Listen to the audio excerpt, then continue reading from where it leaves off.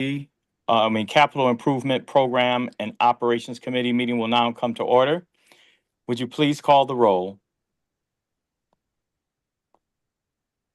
Chairperson Kenlock. Present. Commissioner Davis is absent. Commissioner Garcia.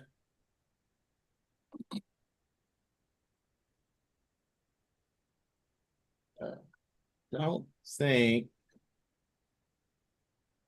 Do not believe Commissioner Garcia is on as of yet, but she does plan on joining. But sir, we do not have a quorum at this moment. At this point, we will continue with the agenda and we will reserve the action items until a quorum is established. So now let the record reflect that, and we will now go to next item, which is the approval of the agenda. That will be acted upon the establishment of a quorum, along with item number 4, the approval of the meeting minutes from October 1st.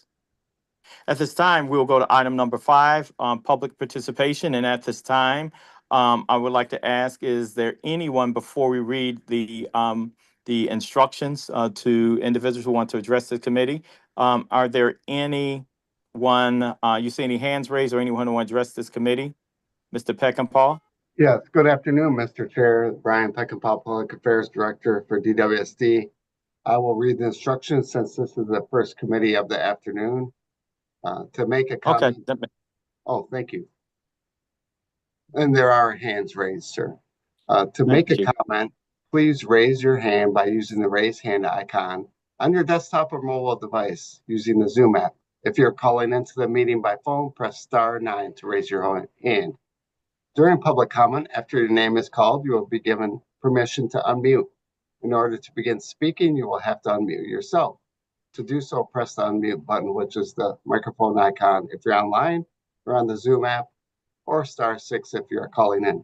At the beginning of your comment, please share your full name and the community, organization, or neighborhood you live, work in, or are representing. The timer will start after your introduction. You will have a limit of 3 minutes to make your comment, and please keep your comments to public comment. This is not an opportunity to request information or data, which can be done through the city website, Legistar. If you make a comment and in order for DWSD staff to follow up with you, we kindly request you fill out the comment card link located in the chat and also located with the Board of Water Commissioners meeting posted on the city website. You will only be called upon once. Once the chair closes public comment, there will be no other comments from the public, and all attendees will remain muted for the duration of this committee meeting. Thank you for your attention. And Mr. Chair, we have Ms. Beulah Walker with her hand raised. Ms. Walker, good afternoon. Hi, good afternoon. Can I be heard? We can hear you. You may continue. Hi, everyone. Thanks for taking my call. This is Beulah Walker calling from Hydrate Detroit. I have a concern. We still have our 4 clients that were experiencing flooding. Haven't heard anything from DWSD as far as their attorneys on looking at their cases. Number 2, now that we have the mayor's race out of the way, I am deeply concerned, personally and business-wise, for Hydrate Detroit, along with the city of Detroit.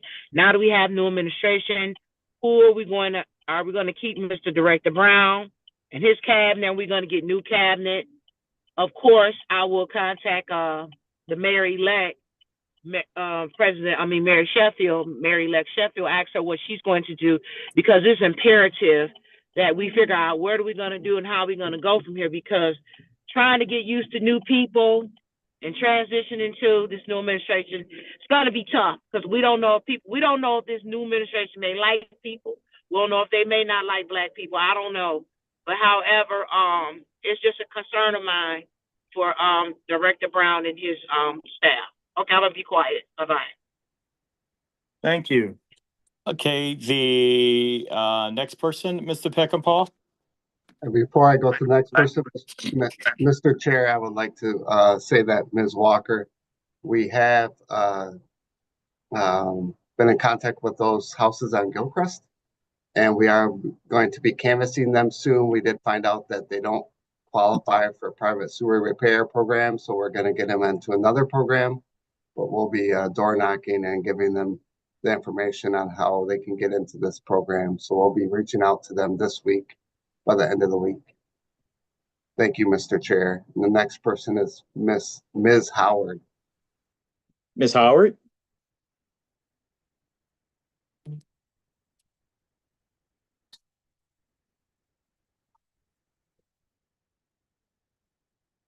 Ms. Howard? Mr. Peckerpaw, is there some technical issue? She can unmute herself. It looks like she hasn't unmuted herself. Well, we will go back to her. Is there someone else She asking to be was the last recognized? person, sir. Okay, like to ask, so you don't see her,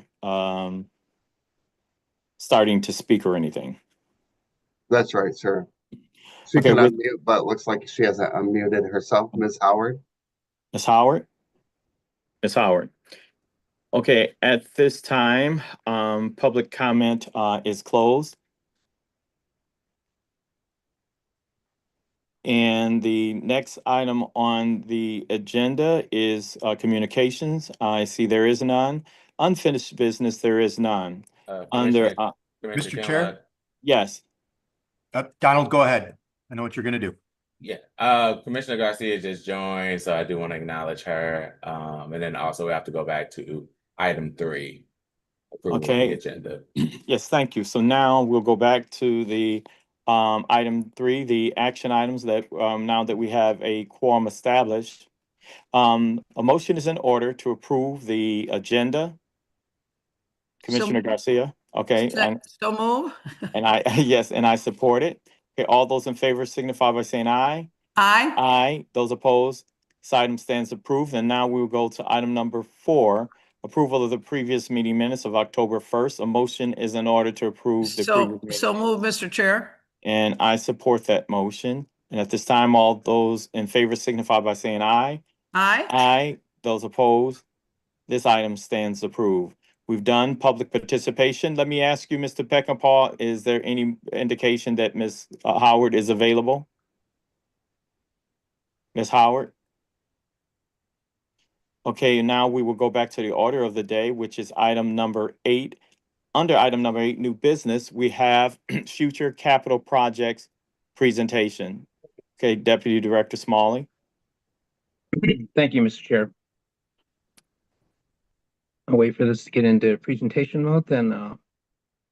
So what we're about to see is a forward-looking presentation of some of our capital priorities. I'm not seeing there we go. All right, thank you very much. So these are future projects, both on the water, wastewater, and stormwater side. So first, a little bit about our systems. We have a very large water distribution system, 2,700 miles of piping, ranging from 4-inch to 48 inches in diameter. Our sewer system, over 3,000 miles, ranging in size from 8 inches to 17 feet in diameter. And our green stormwater infrastructure, we have 4 detention basins, 11 bioretention gardens, porous pavements, and then other green stormwater improvements throughout the city. And what you're seeing is a GIS representation of some of our different activities, both on the water and wastewater and GSI phase. So what essentially the takeaway is we're working in every corner of the city, every neighborhood, every district. We have different work going on. Next slide, please. Without going through all of the numbers, since 2018, we've been investing about $100 million annually with our assets. We're assessing water mains, we're assessing sewer mains. We've replaced over 15,000 lead service lines. What we do is a very comprehensive approach by doing inspection, assessment, and then capital intervention. And through this process, we find that we have to do a capital intervention or improvement project on about 25% to 30% of everything that we inspect and assess. So this allows us to get through more neighborhoods, more districts through the city, trying to be more strategic with our capital investment. On the stormwater management side, we've installed 19 projects, and there have been over 78 private stormwater projects completed as a result of our stormwater ordinance. Overall, we're managing almost 84 million gallons through those stormwater improvements, which is either slowing the water down or better yet, getting it out of the system altogether, reserving capacity to help make Detroit more resilient when the bigger rains come. Next slide. So what you see here is the overall risk score for both the water on the left-hand side and the sewer on the right-hand side. We define risk as being the probability of failure times the consequence of failure. The probability of failure is what type of material is it? What break history has it had? What are the soil conditions in that area? And then the consequence of failure, is it near a hospital? Is it near a school? Is it on a major bus route? Is it downtown where, you know, things are quite condensed, a lot of large infrastructure in the area? So if you look at the downtown area on the sewer side, you'll see that it's red. That doesn't mean that something bad is going to happen. It just means that if something does happen, the consequence of failure can be very high in that area. This is about the fourth or fifth evolution of this map. It is changing with every project that we do, lowering the overall risk to both the water and wastewater systems. Next slide, please. On the lead service line front, we use a matrix. We use a lot of data to go into where we're going to focus our efforts. And we certainly want to focus our initial efforts on those populations that are most vulnerable. So we're looking at the number of infants, the number of toddlers, the number of seniors. We also look at a lot of other factors, income levels, trying to focus on the most vulnerable populations while at the same time keeping our contractors in target-rich areas with a lot of lead service lines to help keep the unit price down. Our average price for a contractor to replace a lead service line is about $9,300. EPA has a national estimate of 12,000, and there are some 12,000 per service. And there are some other large Midwestern cities that are paying as much as 20 to 30,000 per lead service line. So we're trying to balance the most vulnerable while being cost conscientious, because we have about 70,000 more services to replace, and we want to keep our contractors as efficient and effective as possible. Next slide, please. One of the larger green stormwater infrastructure projects that we're working on right now is the Brightmore project. On the left-hand side, where it's phase one, this is currently grant funded through the HUD Community Development Block Grant project. 25 million has been allocated for this. Once we successfully complete this project, we do have options to expand to the east to remove even more stormwater from our sewer system. Next slide. And that project, by the way, is currently in environmental review. Once we're completed through the environmental review phase, then we'll start construction probably mid-2026. Next slide, please. Sam, before you move forward, we do have to open up the customer service meeting. Okay. Okay, at this time, we will recess recess until the call of the chair.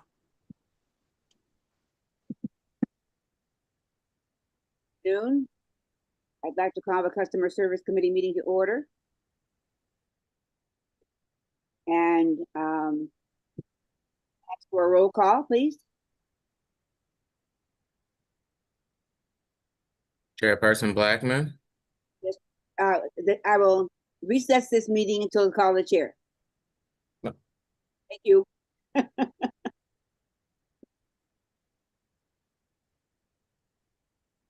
Yes, the CIPO meeting will now reconvene, and we will continue with the presentation. Thank you, Mr. Chair. So in 2008, when Detroit DWSD canceled the Upper Rouge Tunnel on the west side, we had a requirement from Eagle that we had to invest $50 million in that tributary area with green stormwater infrastructure projects. We have successfully completed that requirement, and now we're free to focus our GSI efforts anywhere in the city.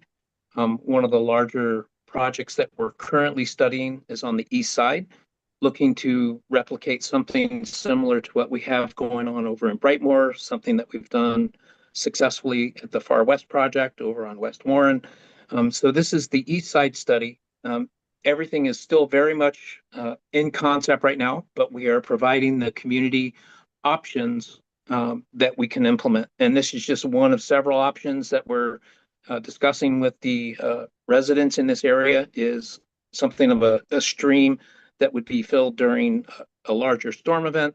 But again, we're leading with community engagement. Before we put pencil to paper and start designing anything, we want to know what the community wants in their neighborhood. So this is one of the larger studies that we're doing on the east side. Next slide. Some projects over on the west side, because we initially focused our efforts over there, and the Great Lakes Water Authority Sewer Master Plan also identified potential projects over there. We have shovel-ready projects over on the west side, including both West Chicago North and South and Schoolcraft North and South. These are about $20 to $25 million packages that fit nicely with grant opportunities as they become available. We're actually currently working on one of the West Chicago projects that's actually in construction. So we have basically shovel-ready projects in the event that grant opportunities do start to appear again. Next slide. The alley sewer repair project. The Community Development Block Grant disaster recovery money from both the 2021 and 2023 storms. We are going to be investing $184 million in alley sewer repairs to handle the issues that you see in both of these photographs. The vast majority of the sinkholes are due to private laterals failing. Those private laterals that are failing are causing sinkholes. Those sinkholes are putting sand and soil and grit into the sewer system that either we have to clean out, or if it makes its way to the wastewater treatment plant, has to be removed there. So there's a lot of benefits to this alley sewer repair project. It should have a significant improvement in the level of service for our customers. We are not allowed to invest rate dollars in these private issues, but we can invest federally funded grant dollars towards this. So this should be a great help. We anticipate starting this probably first quarter of 2026. This project is also currently in environmental review. We're very excited about this. This is going to help a lot of customers. It should help between 10,000 to 12,000 customers by improving the sewer lateral pieces that are only in the right of way. We will not be working on private property, but this should address a lot of current issues. Next slide. Question, sir?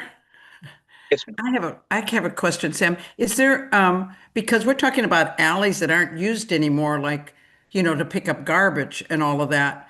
And I've noticed that a lot of them in our neighborhood, they've even shut down and, don't even use the alleys at all anymore. But when this summer, when we were looking at branches growing out of the grass and out of the walls and that, the alleyways, most of and they haven't been used, I haven't seen in the last several years, are all broken up, which will have an impact, I guess, on the sewer system. Are we going block by block, or are we going community by community? Or have you seen an increase in that because of no one using the alleys anymore? Several parts to that question. What I'll say is that we intend on working in every council district. There are income limitations to the neighborhoods that we can work in. It has to be a low to moderate income neighborhood. We have over 30,000 known or documented private sewer lateral issues in alleys. So we have a large population from which to pick from, but we have to filter that based on the grant funding requirements. You are correct that the closing of these alleys has made our job much more difficult. Right. We do have trenchless methods of being able to clean and repair sewer lines and even rehabilitate sewer lines. But if something needs to be excavated, then we typically have to take down fences, travel across private property, dig in people's what they perceive as their backyards. We have retained easements when these alleys have been closed, but it does make our job more difficult. So we have pre-selected the alleys that we want to work in. We're going to run those past the respective council members to get their buy-in and blessing. And if they want to make any adjustments, we can have those discussions. Okay, so you're looking at priority where the population is dense, obviously, and it is difficult. But eventually, you're going to look at all the alleys in the city that have alley access? Well, this 184 million will allow us to improve between 10 to 12,000. We know of about 30,000 defects, so this isn't going to solve everything, but it is the first major start since I've worked here, starting in 2007. So very excited about this. Eventually, at some point, we're going to inspect and assess all of our sewer system. Okay. Thank you. I appreciate that. Thank you for the question. So all the work isn't just what DWSD is doing. We're also collaborating with other entities over on the far west. That project was mostly funded by the Evergreen Farmington Sanitary Sewer District in exchange for a marginal increase in the regional system capacity. They have committed $30 million for the Far West project, paying mostly for the drainage aspects. The Gordie Howe Bridge, when that project started construction, they intended on just putting all the stormwater back in the sewer system. Through extensive discussions, we were able to persuade them to separate the stormwater from their plaza and part of the bridge. So that will now be directly discharged to the Detroit River, taking a load off the sewer system. The B3233 sewer outfall project, that's being funded by the city of Centerline. Again, for a marginal increase in the regional system sewer capacity, we are removing a significant amount more of stormwater from the sewer system. So that's a win for all of us. Michigan Avenue reconstruction, we're collaborating with MDOT. That's a very difficult piece of work to get that water out of the system, but we are working with them. Then we have the I-375 reconstruction. MDOT is going to build and give DWSD a 48-inch storm drain pipe that will remove a lot of storm water from excess property that will be south of Gratiot that will be generated as a result of that project. And then we have the very large I-94 reconstruction. MDOT is building a stormwater tunnel all the way from basically Connor to 96 that will remove all of that stormwater from the freeway, tributary to the freeway, and directly discharge it to the Detroit River. So it's not just the work that we're doing, it's work that others are doing, and we're collaborating with, and we're a good partner to work with, and we're keeping our eyes open for opportunities like this. Next slide. Can I ask a question here, Sam, please? On the Gordie Howe Bridge aspects, the $30 million, is that set in stone already? Because they did do a lot of damage to the community in that area. And I do believe that pounding and that construction that's gone over 2 years later had impact and did hurt us when that February storm hit us. And, people never have recovered. There was people just moved out of the area. But I just wanted to know that because I think they need to be held accountable for a lot of the damage they've done to the sewer system because of their construction. So I'm hoping that you all can go back and negotiate, some more money because once it's completed, they're gone. All the money goes to Canada. So I just think that it's very important especially for the people that live in Southwest Detroit, that they're held accountable for what they've done to this community. So I don't know, I'm just very concerned about once they're done and they're gone. So I just don't know if $30 million is sufficient. I'm hoping that you all can talk to them some more because the damage that was done there in the sewer system, I know was contributed by all the pounding. And because, it's been happening for a while, some of the families have said that their foundation have been actually ruined and they're nowhere to go. They don't know where to go. But I just wanted to make sure that I bring that up as somebody that's very concerned about what they've done. So the $30 million is the improvements to remove the stormwater from the plaza and the bridge. If customers are experiencing a different level of service or a degraded level of service, first step would be certainly to call 267-8000 and get the complaint or the concern documented, or they can send us a letter.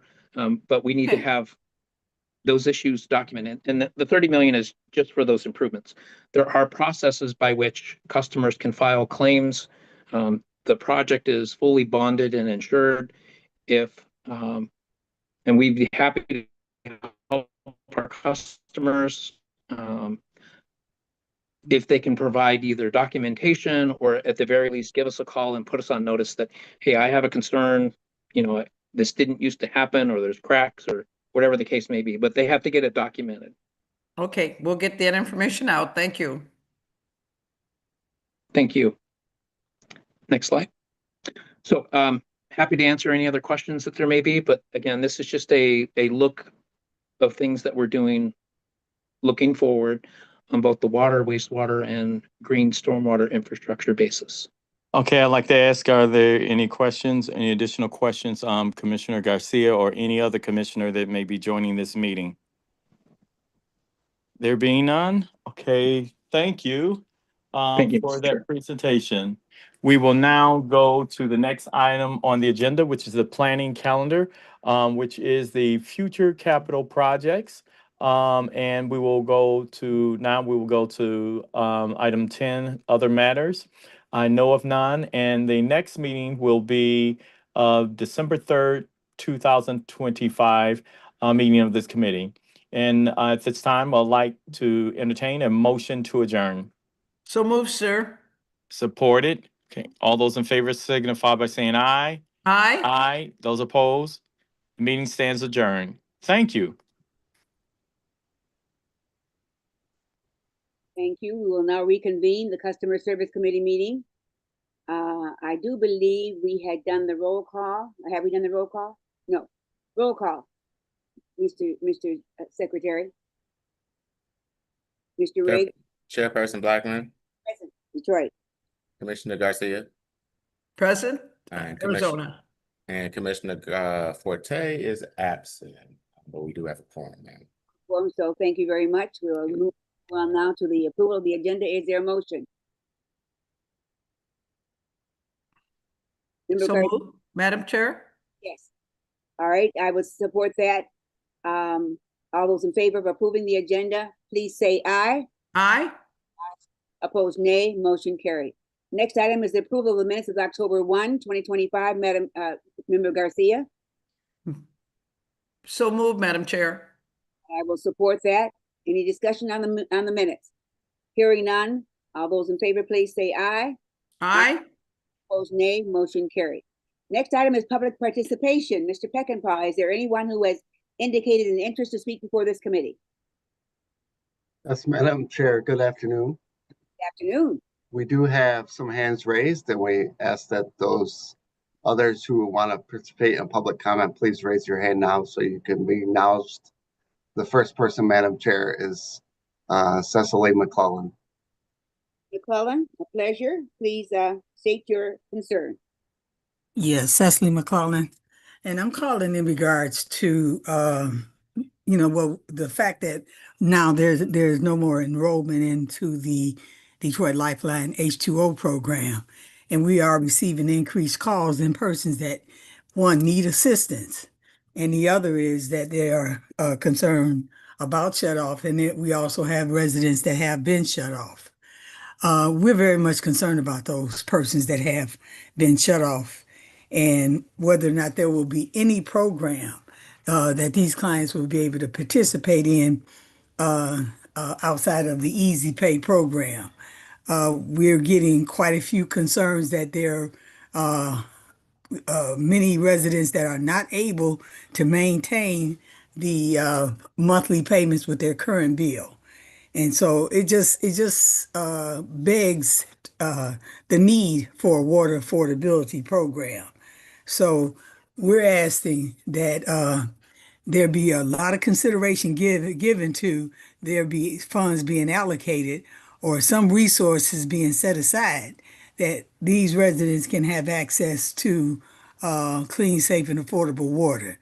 Because, I mean, we anticipate going into the holiday seasons that you're going to have a lot of shutoffs.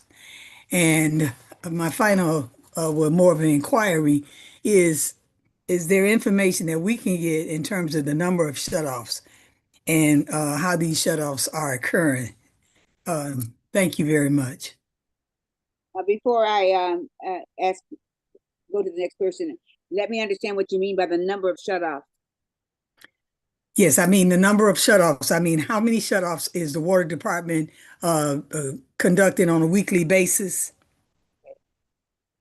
I'll see if we can answer that later on in the meeting. Thank you very much, Ms. McClellan. Is there anyone indicated a desire to speak before the committee? Commissioner Blackman, Madam Chair. Monsieur. Matt Phillips, Chief of Staff, Chief Customer Service Officer, Detroit Water and Sewage Department. I just wanted to make a comment just from what Ms. McClellan said. I just wanted to assure her and the public that anybody that is currently on Easy Pay has not been shut off and will not be shut off as long as they're on Easy Pay. And anyone that was formerly on the Lifeline program has not been shut off either.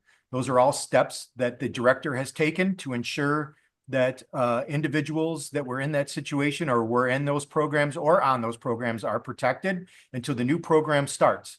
We do anticipate within the next 30 days that the new Lifeline program will start. Also, to Ms. McClellan's comments about issuing additional funds for a program, I think she knows as well as we do that there are no available funds and there are no funds that have been awarded to the Detroit Water and Sewage Department for water affordability. Hence why there are two current bills that are currently going through the Senate and the House with the state of Michigan. Thank you, Mr. Phillips, for explaining the situation we now find ourselves in. Were you about to say something, Director Brown? You're on. I'm sorry. I was kind of nodding to what Matt just said. Okay. I can't add that I was in Lansing last week. Matt was with me. I was testifying in front of the Senate on the proposed water affordability bills that are in front of the Senate. I'm very encouraged that we will get it through the Senate. I'm not as encouraged that we'll get it out of the House. 50-50 would be my, if I were throwing odds out there now, a betting man, I think it's only 50-50 that it'll get through. So I would encourage all the advocates to contact the state representatives and tell them how important this is to get this affordability dollars into the utilities all over the state, not just Detroit, all over the state. They have a need, and we need these dollars. And we're all fighting. I just want to assure you, we're all fighting as hard as we can with every federal, state, local philanthropic agency we can in order to find additional funding. So Matt's right. In the next 30 days, we have $3.5 million coming from GLEWA. As soon as contracts are in place, we will start getting that money out of the door, but it's going to go very quickly. We know the need is greater than $3.5 million. As soon as we open up that program, it's going to fill up, probably within 30 days. And there's going to be a greater need for additional dollars to help people. So I don't want anybody to think that we're not working really hard. This is as important to us as it is to the water advocates. And we look forward to working with them, working together to try to fight for every dollar we can get to help Detroiters that need this assistance in paying their water bill. Thank you. Thank you, Director Brown. I'm glad you made that comment because we, as a board, feel the same way. We're doing everything we can, and we certainly don't want customers to have their service cut off. That's objective is to keep everybody receiving water that they need to take care of their lives and their business. Yep. Madam Chair, if I could just add one more piece to it. If Ms. McClellan has, she alluded to the fact that she's getting calls of people that were on Lifeline that have been shut off. If she is more than welcome, she has my contact information to contact me directly and let me know if someone that was formerly on Lifeline in the past grant year has been shut off, to please send me the account number or the name of that individual, and I will ensure that things are immediately corrected. But to my knowledge, no one that was formerly on Lifeline has been shut off. Thank you, Mr. Phillips, and we would certainly encourage anyone else who comes in contact with customers who are having difficulty to contact us. Thank you very much. Okay, anyone else who has asked to speak before the committee? Yes, Madam Chair, we have Narelle Hemphill. Ms. Hemphill, welcome. Peace and blessings. Good afternoon to everybody. Attorney Narelle Hemphill, I have the honor and privilege of serving as the legal and public policy manager at We the People of Detroit. Just to add to what Ms. McClellan was saying, we do have people who are calling that are gravely concerned, considering the fact that there are no programs, who have been in Lifeline for 3 years now, going on 4 years, who are on fixed incomes and low income residents. We know over 90% of those who were enrolled in Lifeline were on that first tier, that $18 tier, where they made from 0 to 135% of the federal poverty level. Those are the people who are calling us afraid, trying to figure out what's next for them.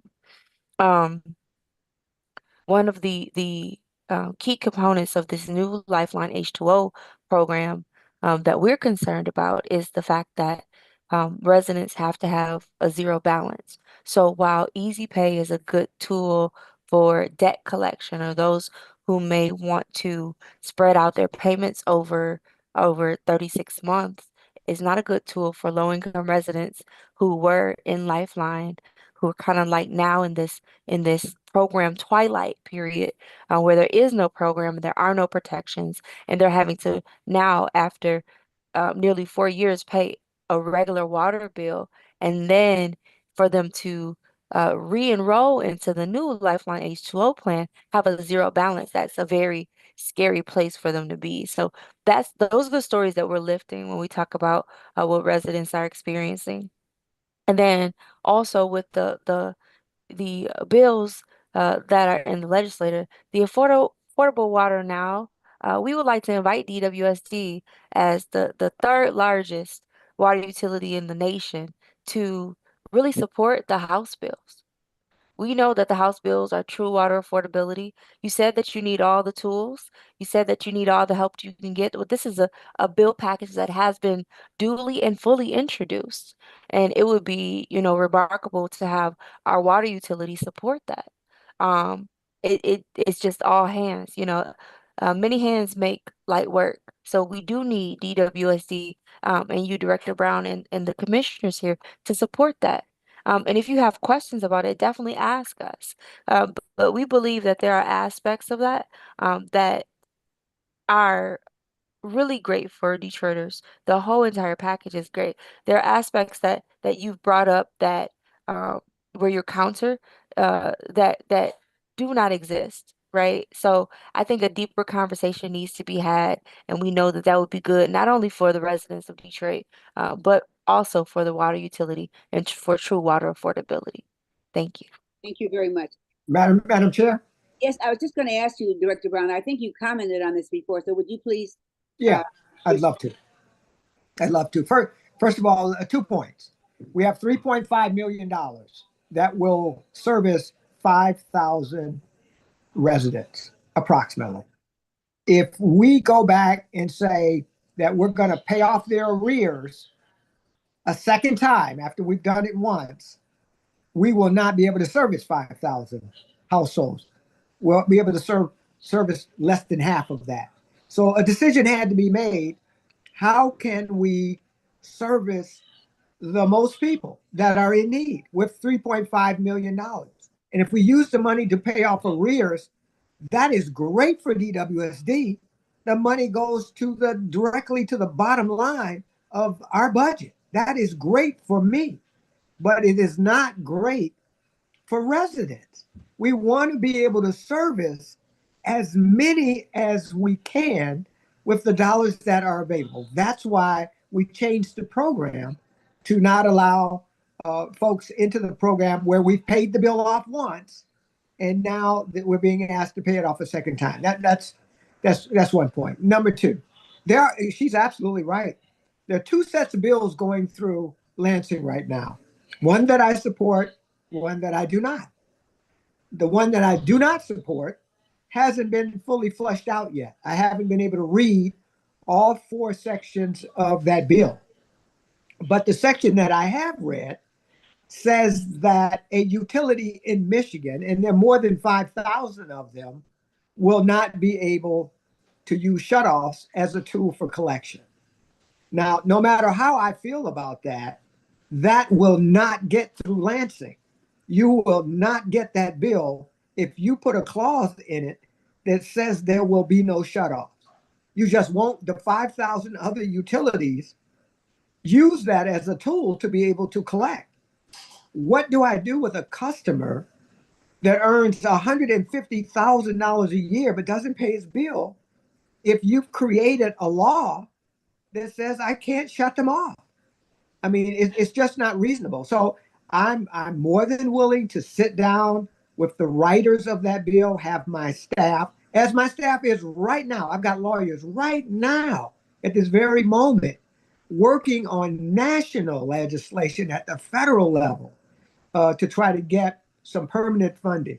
But again, we keep being asked to work on a bill that has no chance of getting through the House or the Senate. We do have a bill that will get through the Senate and has a chance to get through the House. And that does have some no shut off provisions in it under certain circumstances. So there has to be some room for negotiating for DWSD to agree to support a bill that is viable and will get actually passed. We're not going to waste time on putting support behind something that has absolutely no chance of getting through. So I'll leave it there. Thank you, Madam Chair. Mr. Director. Okay, is there anyone else who we're responding to? Madam Chair, there are no other hands raised. Thank you very much. So we will then close public participation and move on to communications. I have none. Unfinished business, there is none. New business, 2025 Customer Service Committee presentation. Mr. Phillips, or is it going to be Ms. Crowell? It's going to be Ms. Crowell. Good afternoon. Good afternoon. And before you begin, we do have to open up the HR meeting. Okay. Okay, then we will recess the Customer Service Committee to the call of the chair.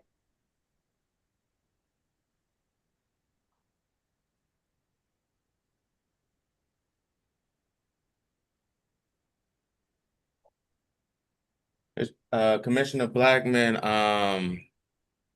Chairperson Davis is absent today. Can you fill in as chair, please? Okay. All right, I'd like to call the HR committee meeting to order. Would you please call the roll? Chairperson Davis, who is absent. Commissioner Blackman. Present. Commissioner Garcia. Present. Madam Chair, we do have a quorum. Thank you very much. Then we will recess this committee to the call of the chair and return to customer service.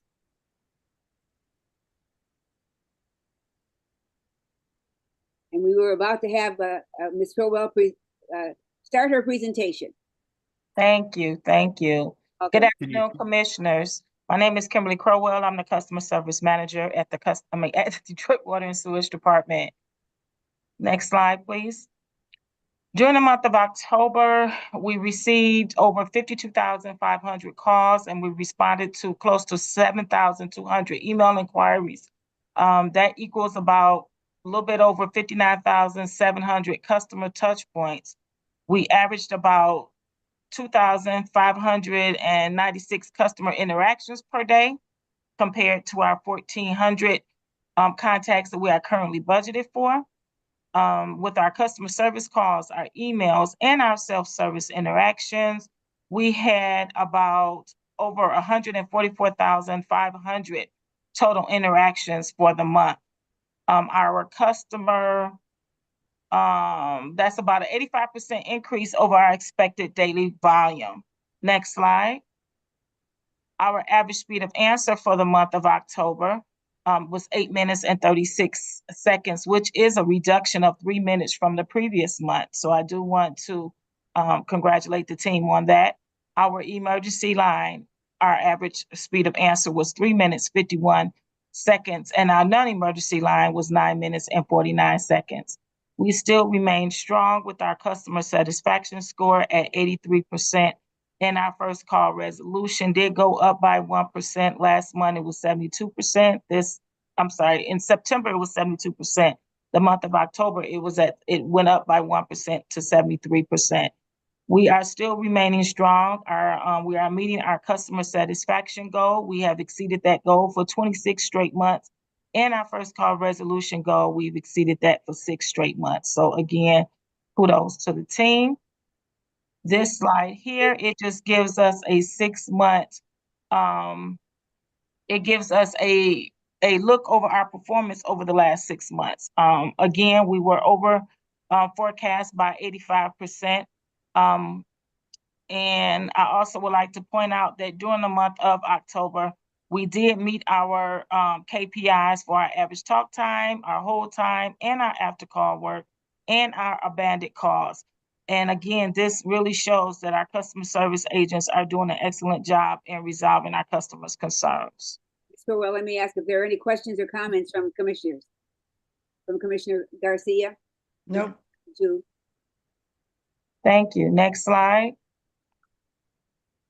So our Easy Pay program, we continue to show strong results. We are 15 months in since we've launched Easy Pay. This slide, it really shows our progress and it highlights our current success rate, the number of participating households, and the impact on arrearage recovery. So we currently have 68%. Sorry, I can't see all of this. Our success rate with Easy Pay is at 69%. We currently have 28,174 accounts that are current and settled. Out of that 28,000 accounts, 24,700 of those accounts are current and 3,400 have completed their agreement. And we have collected $14.5 million in arrearage and installment payments for Easy Pay. Are we satisfied with the results, Ms. Horwell? I'm sorry? Are we satisfied with the results we're seeing on Easy Pay? Yes, we are. Ecstatic is the word we'd like to use. Yes. Madam Chair, we are ecstatic. Okay, that's a great word. Thank you. So this concludes customer service presentation part. We can just go ahead and pass the torch over to Autumn Bell from Public Affairs. Well, thank you very much for your report, Ms. Thorwell, and Ms. Bell, we welcome you. Good afternoon. Thank you, Madam Chair. Again, my name is Autumn Bell, and I work with the Public Affairs team. In my role, I support business opportunity as well as employee communications and engagement. So our business opportunity team has continued to strengthen our visibility and engagement with contractors and vendors throughout the city of Detroit. Over the summer, we attended several key events, and we partner with these events with procurement here, where we had the opportunity to connect with both old and new vendors. These events allowed us to be able to share information about how DWSD does business, as well as highlight a few upcoming projects. We are able to continue to maintain our momentum and expand our reach by going to a few events coming up. So as you guys can see, these are just a few events we had this summer, and then we have about 3 to 4 events coming up in the next couple of weeks. Next slide, please. Go back, please. Oh. What is the Detroit Startup Program? So that's actually a new event we are invited to next Monday, and I believe that is just new small businesses up and coming in the city, construction businesses, a lot of other businesses. It will be in the evening, but a very small group, upcoming group. Okay. Thank you. You're welcome. Okay. In addition to attending these events, we also maintain our communications with our vendors and contractors. So we do send out a monthly newsletter. This shows just the highlight of the few newsletter topics that we have pushed to our vendors. I can say that we have about 900 people subscribed to our newsletter. So that is great. And we pretty much send these out every month, and we also send out reminders to everybody about projects coming up and bid deadlines. What is printing services? So printing services, I know that is a contract that our opportunity we were trying to push out here for what we need to print certain things for the public affairs team. So a lot of the letters and everything that we put around the city, the doors about projects coming up, a lot of things that we have to print for events and hiring fairs and everything that we have here. Okay, thank you. Okay, next slide. Okay, so this year we were at the 12th precinct again for Halloween in the D. We had a great turnout. We really had 61 people volunteer, maybe a little bit more this year, which was great. We had an amazing turnout. We were able to secure a lot of candy. We had a candy drive, which up some very great competition. I'm actually happy to announce that we were tied for an award today. And yes. Okay. Thank you. You're welcome. I think that's a great effort on behalf of the department. That's wonderful. Thank you. And that is all that I have. Great picture. All of these people were involved in what? And this is Halloween in the D this year. Wow. Wow. We had a lot of participation. That is great. Yes. 61 in total, Madam Chair. 61 employees from DWSD were at the 12th precinct. So yes, and that is the award we won for having high volunteer turnout. Yeah, that's my precinct, so I'm glad to see that. Thank you. Okay.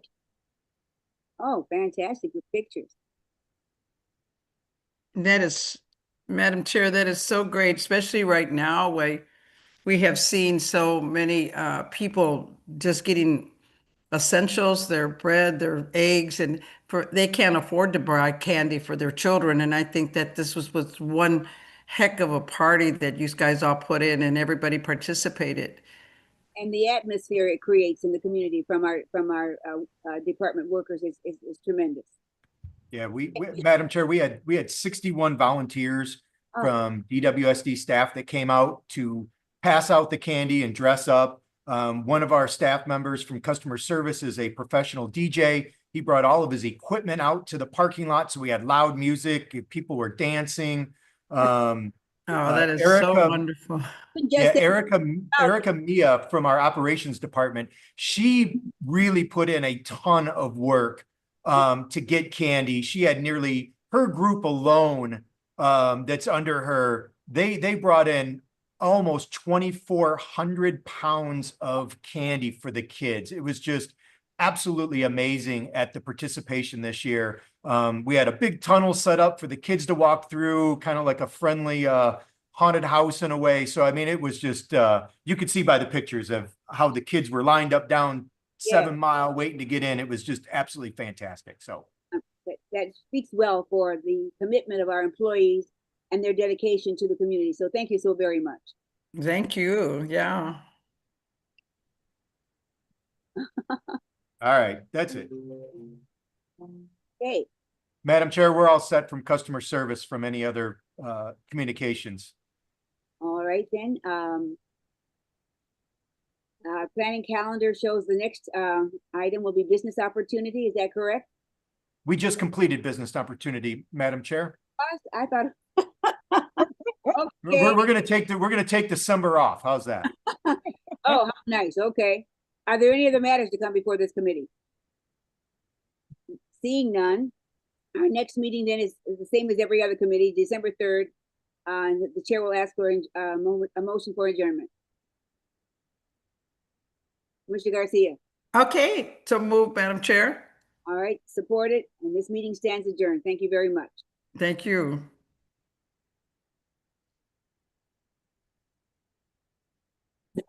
Did you tell me I have to chair this one? Yes, Madam Chair. Very good. So we called it to order to and recess to the call of the chair. Will you, Mr. Secretary, would you please call the roll? We already did the roll call. You can move on to item 3. Agenda. The chair will entertain a motion for the approval of the agenda. So move, Madam Chair. Support. Any discussion? Hearing none. All those in favor, please say aye. Aye. Aye. Opposed, nay. Motion carried. Approval of the minutes of October 1, 2025. Ms. Garcia. Yes. So move, Madam Chair. Seconded. I will second that. All those in favor, please say aye. Aye. Opposed, nay. Motion carried. Public participation. Mr. Peckinpah, is there anyone who's expressed a desire to speak before this committee? Madam Chair, for the HR committee, there are no hands raised. Thank you very much. We will close public participation then and move on to communications. There are none. Unfinished business, none. New business. And this will be done by Ms. Jones. Is that correct? Yes, Madam Chair, there is a resolution first, though. Okay. The resolution 2025-267. Yes, ma'am. You just moved it, so. Okay. There is a motion. The resolution is before. I don't see the resolution. Is that at the top of the page? So move, Madam Chair. Resolution. No, we have, okay. Support. All those in favor, please say aye. Aye. Don't we have some information to present under this motion, Ms. Jones? Yes, I didn't know if you wanted to read the motion first, Okay. but this is just a continuation of the classifications that we did with the comp study. These classifications were not included in the original report that went to the board. So these are just a. Let me interrupt you then and ask for that we read the motion. Yes. Commissioner Garcia, Yes, so move, Madam Chair. we have to read the motion upon recommendation of Tiffany Jones, right? That part, that paragraph. I cannot see it all. I'm sorry. Then I I will. have trouble with this. Tiffany Jones, Interim Director of Human Resources and Organizational Development. The Board of Water Commissioners for the City of Detroit Water and Sewage Department approves the updated salary ranges for the classifications of A, Accountant 1, 2, and 3, and B, Procurement Specialist 1, 2, and Oh, 3. there it is. And authorizes the director to take such action as may be necessary to accomplish the intent of this vote. I believe this has to be moved, sent to the full board for approval. So we will forward this to the full board, and there's a motion to support that. All those in favor, please say aye. Aye. You were going to give us some information first, Ms. Jones. I'm sorry. No, that's okay. As I mentioned, these are two classifications that were not included in the comp study report that was approved by the board in September. So we're asking that the board approves these two classifications with the updated pay ranges. Is it like an amendment to the motion that we had back in September? Yes, these were not included in that, so these are an addition. Should it read that as an amendment then to the original motion? Before we move forward, we do have to open up the legal committee. Okay. Commissioners. Okay, Mr. Secretary, thank you. We will adjourn this committee to the call of the chair.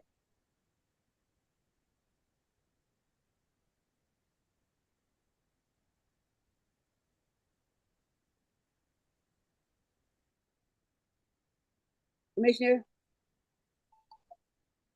are you ready to call the meeting to order, the legal committee to order? Have we lost our chair? I'm sorry, Madam Chair, I'm trying to move this agenda down. Where are we at? We're back to the legal committee is convening its meeting. Okay, so moved, Madam Chair. No, I'm not the chair. The chair is Commissioner. So, okay. We don't have the chair, do we? Commissioner Kenlock, are you here? I thought he was here earlier. Madam Vice Chair, it looks like Commissioner Kinlock is not in attendance right now. I'm the vice chair of this committee? I think you're the vice chair, Madam. You are the vice chair. Okay, then we will call the legal committee to Legal and Government Affairs Committee meeting to order. Please call the roll. Chairperson Kinlock, who should be here but is not here at the moment. Commissioner Blackman. Present. Commissioner Einhauser. Well, if I'm the only one present, I guess we don't have a quorum. Correct. But yeah, you can recess this meeting. Well, we will reconvene the what meeting were we in before? The Human Resources. Okay. We're reconvening the Human Resources Committee at this time. Okay. We're now on the new business. Is there a motion for 2025-267? Commissioner Garcia. Are we going in the human resources that just finished up? Do we have to have a motion, or are we talking about the planning? I'm sorry, I had a hard time with this. Oh, we've done A and we've done B. So we're now down to. Madam Chair, we have not done B. I didn't think so. Okay, B, human resources presentation. No, we certainly haven't done that. Okay, so the B. Jones. Okay, I am going to share. Just for confirmation, did the resolution pass, Mr. Secretary, to go to the full board? It did. Okay, great. Okay, thank you. I will now share that someone else is sharing.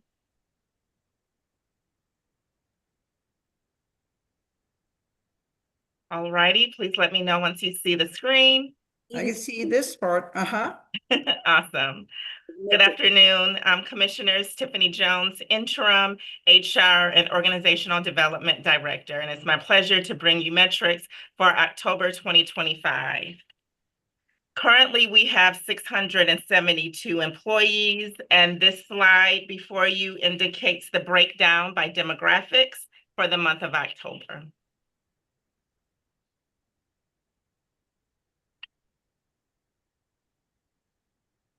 The next slide indicates the number of Detroit residents that we have and our new hires. For the month of October, we have 367 Detroit residents, 305 non-Detroit residents, and 4 new hires. Of those 4 new hires, there was 1 Detroit resident and 3 non-Detroit. Mr. Director, are we getting the word out about the number of residents we are hiring? I continue to hear concern about the number of employees who are residents of the city of Detroit. Yeah, I believe that we are. I think the numbers that you see, the non-Detroit residents, when they were hired, a lot of them were Detroiters, but they've since moved for a lot of different reasons, better school systems, for lots of reasons. I mean, that's what our employees tell us. So we do a really good job of hiring Detroiters, but as you know, there is no residency clause that says they have to stay in the city of Detroit. So that's challenging. Yes. Well, thank you very much. At least the effort is being placed to try to get Detroit residents to apply. Absolutely. Absolutely. And I think we've got a good record of the number that we have, and we've certainly improved in that area. So thank you very much. Please continue. Thank you. The next slide, Commissioner Garcia, thank you for the recommendation. We've continued to update this slide with the metrics. This slide indicates our employees by county. So we do have majority of our employees living in Wayne County, Wayne County, okay. 73%. Thank you. This slide indicates our employees that are eligible for retirement. As you can see, we have 121 that are eligible, and that's 18% of our workforce. I'd like to just comment on this because I see SimCog also advertising, letting people know that this industry is a great industry to become a part of. So I think we're not alone in trying to increase our numbers in that area. And I appreciate all organizations who are helping us get the word out of how great this is, this organization is, this department is to work in. So thank you. Thank you, Commissioner. And speaking of that, these are our positions that we have open. We currently have 9 open recs, and those open recs equate to 24 open jobs. So we are actively recruiting, going to different fairs, hosting our own workshops to fill these positions that we currently have for the month of October. Now, I don't see customer service on this list. Customer service, they do not have a current vacancies. Open rec at this time. I see. I thought we need employees, Mr. Director. I hear you. I see your mouth moving, but you're muted. Yeah, we absolutely need 24 employees. At this particular time, none in HR. Oh, okay. Thank you. Please continue. And for the month of October, we had 3 career fairs that we attended, and they are listed for you on the screen.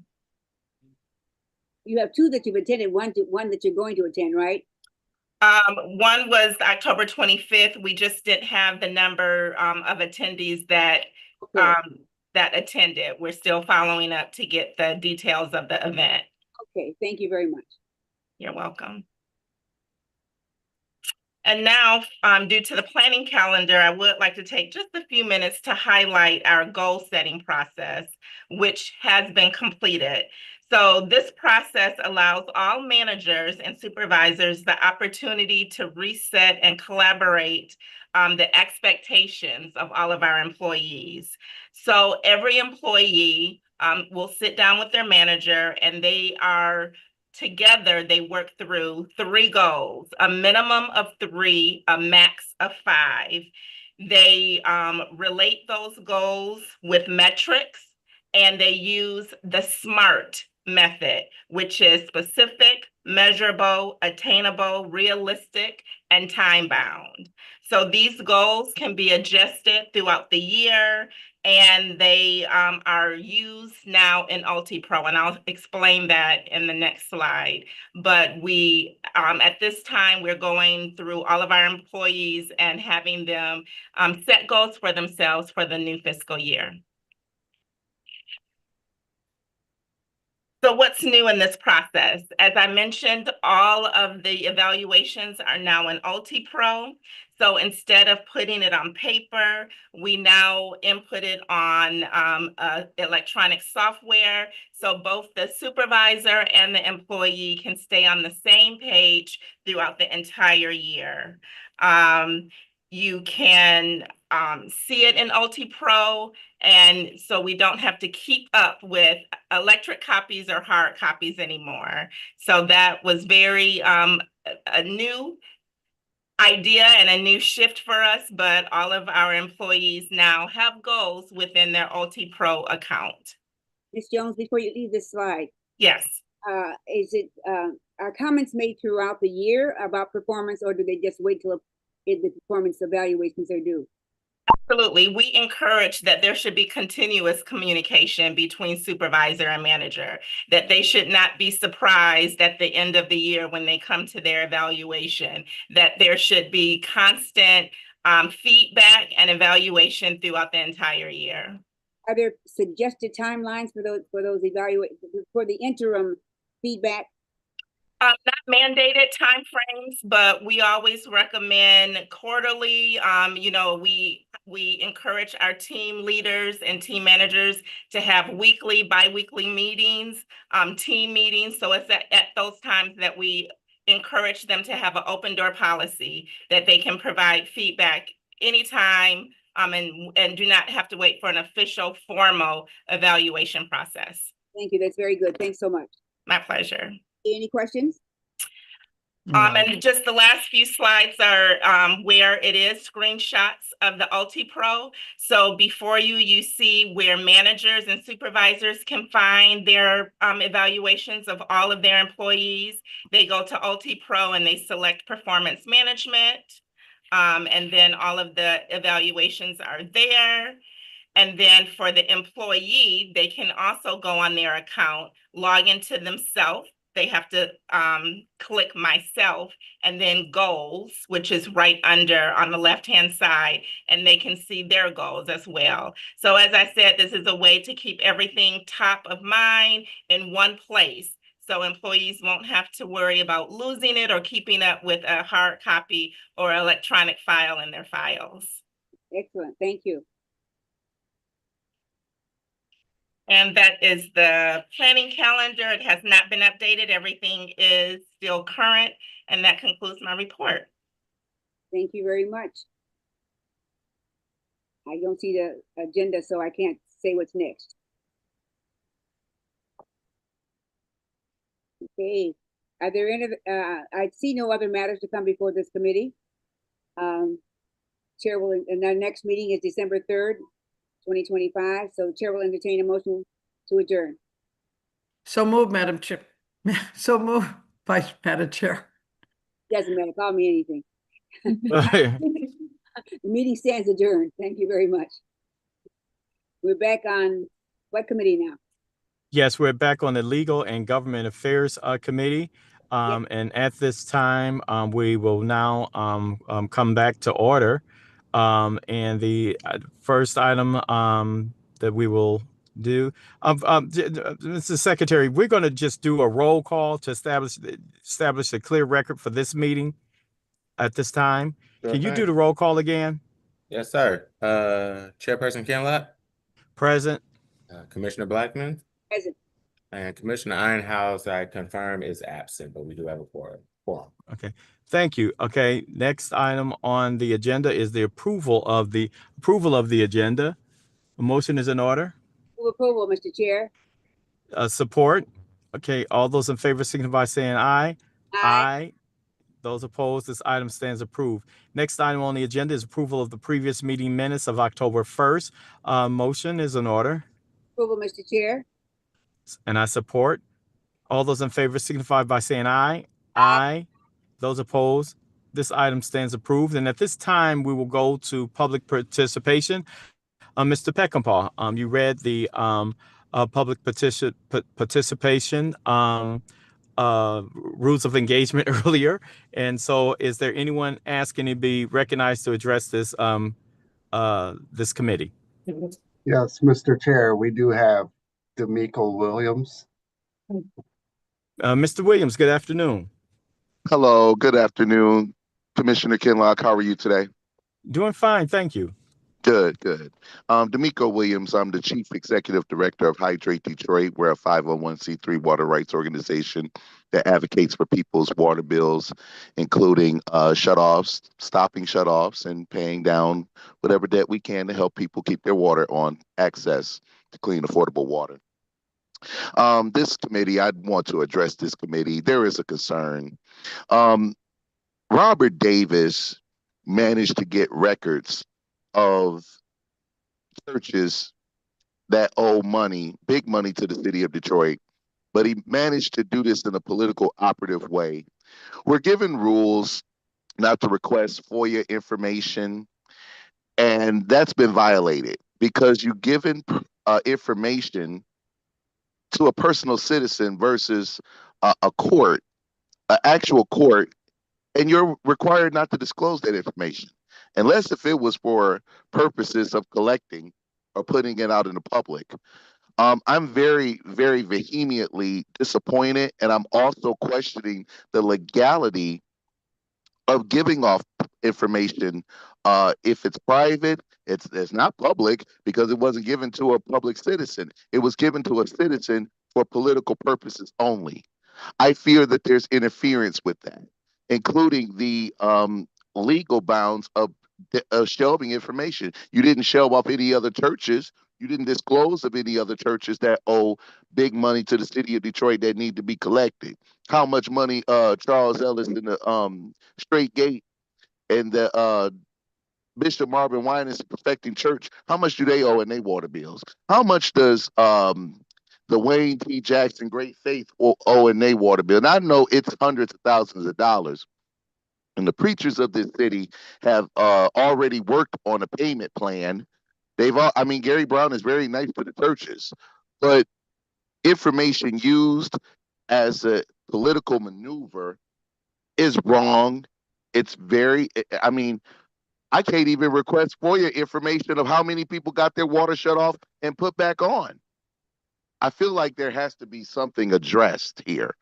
You know, you cannot give off information to citizens to use in a political endeavor. That's for anybody. I mean, I'm very disappointed that this water department engaged in political chivalry and putting off bad information without exposing all of the churches that owe in their drainage fees and unpaid water bills, so that us parishioners would like to know, so that we can either raise money or we can fund the church to keep it open so that we don't get our water shut off so we can have service. Thank you for taking my time. Yeah, thank you. Yes, yes. I just want to make sure that the record is clear. Robert Davis filed a FOIA request. DWSD did not honor the FOIA request. Mr. Davis filed a lawsuit against DWSD, at which time DWSD entered into a settlement agreement with Mr. Davis and released the information. So what he did may have been, some might view it as unethical, but it was not illegal. And we tried every remedy we had available legally. And it was the settlement of the lawsuit that caused the document to be released. So I just want that to be clear. We again, you may believe that it's unethical, you may believe that it's not moral, but it was legal. And so that's the reason that we gave out the information, because we were duty bound to under the law. Thank you. Thank you. Mr. Peckinpah, anyone else? Mr. Chair, there are no other hands raised. At this time, public participation is closed. Next item on the agenda is the communications, and under communication, the litigation report. You have a copy of the litigation report, and if there are no questions as it relates to the report for November, a motion is in order to receive and file.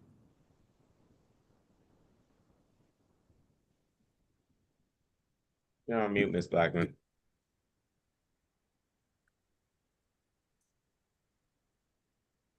Okay, Commissioner Blackman? Sorry, somehow I got removed. I moved, receive the report. Receive and file. Okay, it's been moved to receive and file. Support. Okay, all those in favor signify by saying aye. Aye. Aye. Those opposed? This item stands approved to be received and filed. Next item is the FOIA monthly report for the month of November. Motion is in order to receive and file the FOIA monthly report. Move that we receive and file FOIA report, Mr. Chair. Support. It's been moved and supported to receive and file the FOIA report. All those in favor signify by saying aye. Aye. Those opposed, this item stands approved to receive and file. Next item on the agenda is item number 7, unfinished business. There is none. New business. Under new business, we have item 8A. Item 8A 202 5-269. At this time, a motion is in order. Mr. Chair, I have a note that I have to leave and join, so I'm going to try and do that because I can't see the agenda. Okay, so I will read it into the record. A motion is in order for the Board of Water Commission, this committee, to recommend to the Board of Water Commissioners to approve the consent of easement holder for the property commonly referred to as 16951 Telegraph Road in Detroit, Michigan, and would further authorize the director to take such other action as may be necessary to effectuate this policy. So this is approval of a consent of easement holder for the stated address. A motion is in order. Move approval, Mr. Chair. Okay, it's been moved, and at this time, I would like to ask, do you have any questions as it relates to this item, or would you like Mr. McGriff to give a general update? Mr. Chair, the motion has to be supported. Okay, so I support it. And so, but I'm asking, do you have any, in other words, okay, all those in favor, signify by saying aye. Aye. Aye. Those opposed? This action stands approved to be forwarded to the board for its consideration.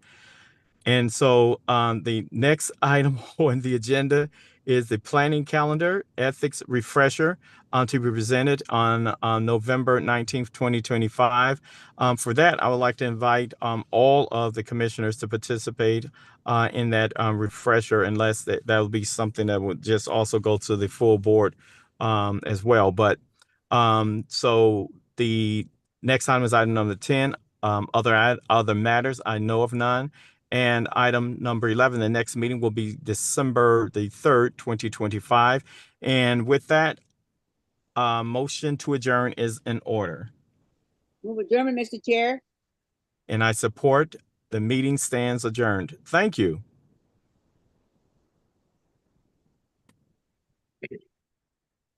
Are we finished for the day?